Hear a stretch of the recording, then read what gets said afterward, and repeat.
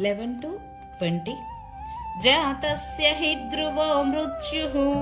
ध्रुवं जन्म मृतस्य च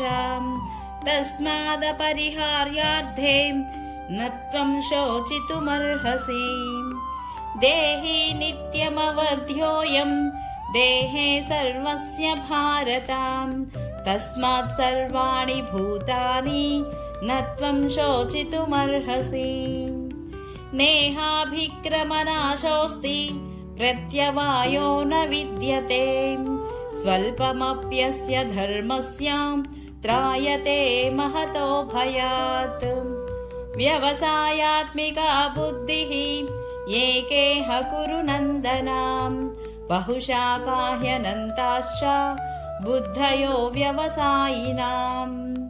भोगैश्वर्यप्रसक्तानां तया अपहृतचेतसाम् व्यवसायात्मिका बुद्धिः समाधौ न विधीयते त्रैगुण्यविषया वेदाः निस्त्रैगुण्यो भवार्जुनाम् निद्वन्द्वो नित्यसत्त्वस्थः निर्योगक्षेम आत्मवान् यावानार्थ उदपाने सर्वतो सम्प्लुतोदके तावान् सर्वेषु वेदेषु